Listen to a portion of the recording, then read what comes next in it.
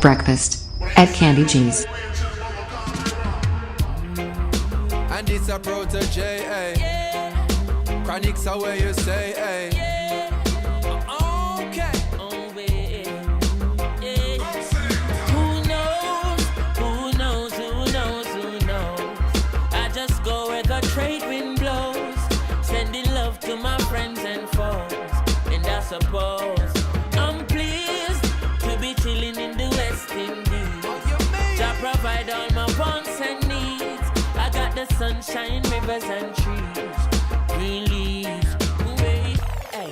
When me see Jah, me see a way. Drastically straight from hypocrisy, I say, hey. Every man to them own a philosophy. I live the proper way and then me read a chapter daily.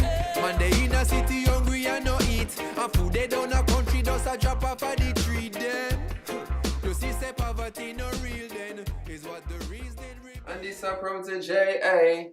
Evolve Media, how you say, eh?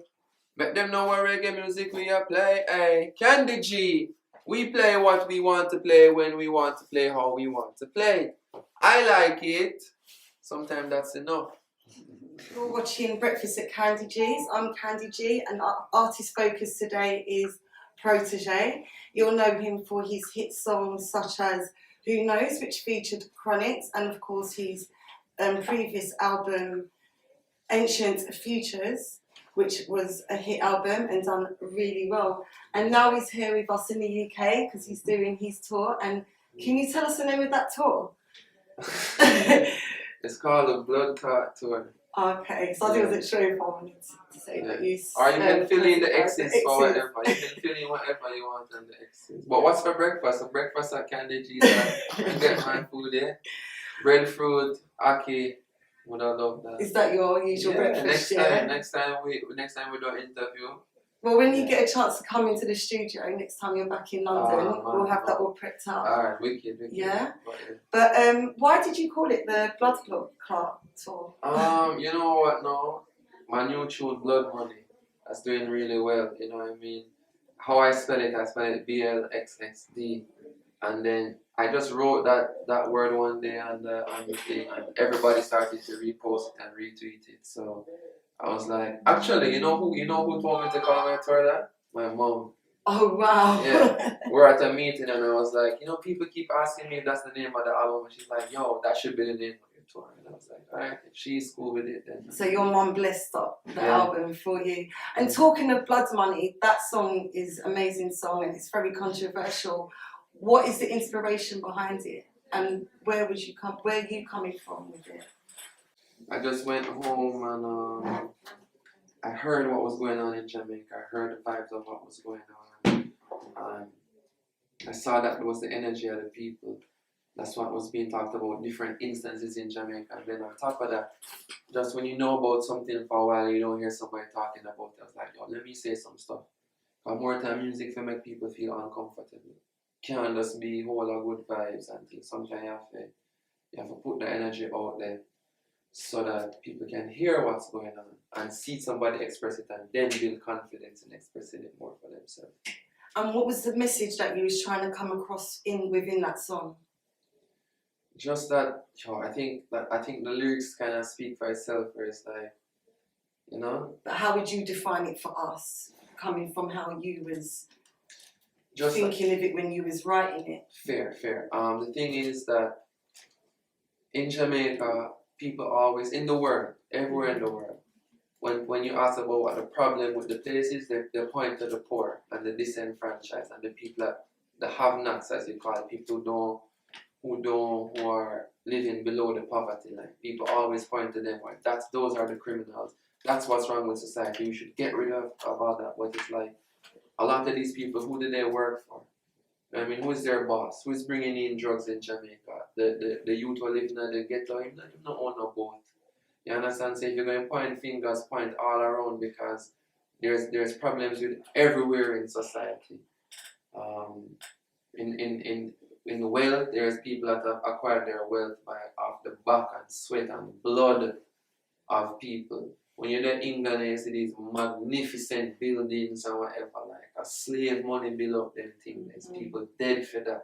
So it's like, It just to say, if you're going to point fingers, you have to point them to everywhere. And that's something that's very evident that you're passionate about, and it shows within your music, like all your songs, like you're coming with this political stance with your music. Is that something, you know, that you maintain within as a person yourself throughout?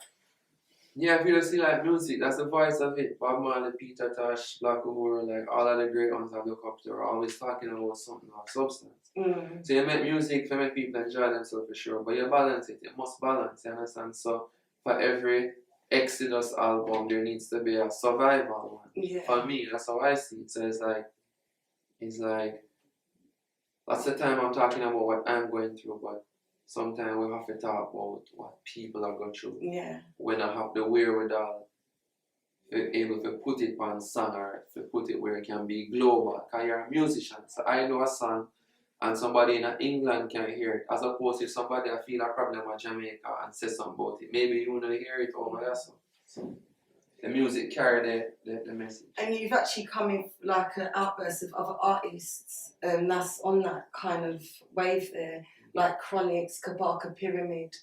Is that your kind of artist that you work with and see as the future for reggae? Yeah, those are two great artists you mentioned there.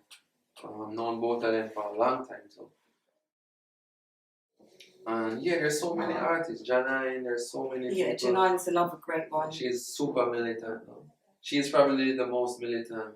And Janine's so great, but yet she's not getting that recognition in Jamaica. I mean, why do you think that is, that you got these great artists that get much love over here in Europe and across the world, but Jamaica's not gravitating to that music as such? Or that era of music? I said different, Chronics has had very, very good success in Jamaica also. Yeah. Well, obviously, like, not picking out any particular ones, but there's loads of great artists. You have to find a way. Each artist has to find a way to make the music palatable to the people who are listening. Mm-hmm. You know what I mean? Janine is a dope artist too, and I think she has done a good job of that and found her way in Jamaica. Also, she's got outstanding lyrics. But it's like that Jamaica right now is dancehall country. Dancehall run Jamaica. That's just the way it is. All of the dancehall are playing. Dancehall music is great too. But we as reggae musicians now, we just have to be creative in the ways that we get our music to these people who want to hear it. And then who it's not for, it's not for. You can't force people to, you know what I mean? But we have to be very smart in making this generation, this 13-year-old to 17-year-old, find that our music, this is dope, this is fresh, but the message is in there. Because if the message is in there but it's not fresh enough for them, they're not going to listen to it and they're going to miss the message, you know what I mean? Who for you represents reggae right now, authentic reggae in Jamaica? What do you mean? I don't know. Like who would you say for you represents, you know, the real authentic reggae? How, you know? I don't know what's. If you was to put a show on tomorrow, who would you put on that lineup? In other words, Chronics. If you was to put a reggae show, someone said to you, put on an authentic reggae show, a real reggae show. Who would you How put many on that artists you lineup? want? It's your Give me a show. number. Oh, alright. One day festival. Yeah. Let me see. Okay, imagine I said to you, I want 5 artists on my show. I want a real authentic reggae show, Jamaican artists. Who would you put on that show? Who would you send me? I'd make Leela Ike open. That's a new artist. You're gonna hear about her. She's actually outside. Okay. Extremely dope artist. Then I'd make Janine, Kabaka, me, and then Chronics closes it. Yeah. Yeah. He can close it. And if you was to be the Prime Minister of Jamaica tomorrow, what would be the top of your agenda? Focus on education. It's the first thing. Try to make education free, like for at the primary, secondary level. and lots of grants for university for students. I'd also try to make music at the top of what I'm trying to do.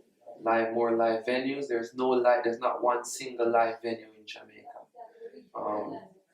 So like live venue, grants for young artists so that they can bring in studio equipment and give them, you know what I mean, like platforms to do their thing. You know, they're going on tour support and these things, and invest more in music at the high school level too. So that would be Because like, it is a music island, really. Yeah. that's what makes us So you global. push it, yeah. Okay, so tell us about your tour now and what's going on with that, the buzz around it, you know. It's gonna be crazy. 8 shows in UK, Manchester, Glasgow, Birmingham, Bristol,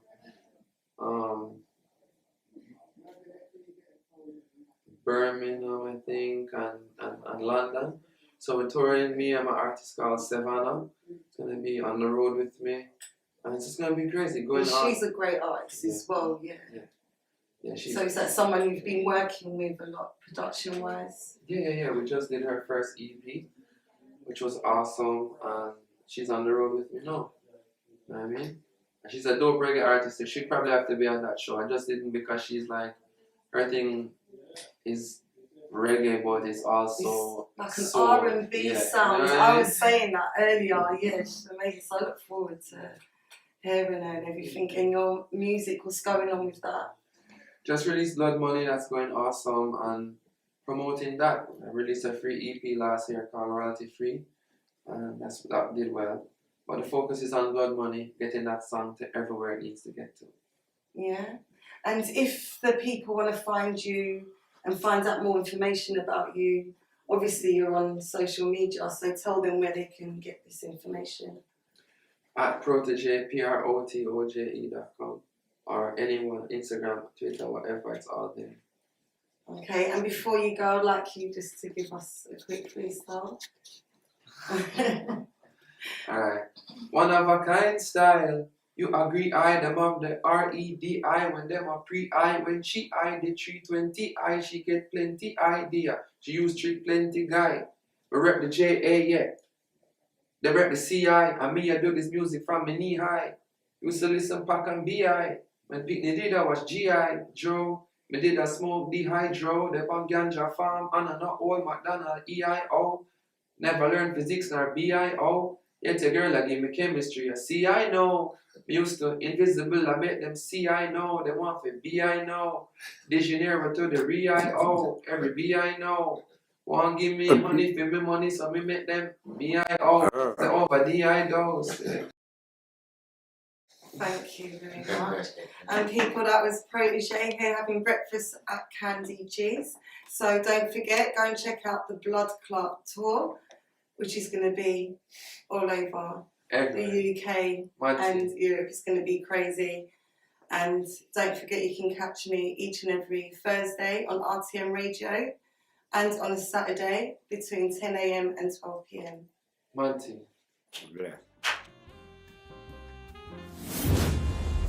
Breakfast at Candi G's.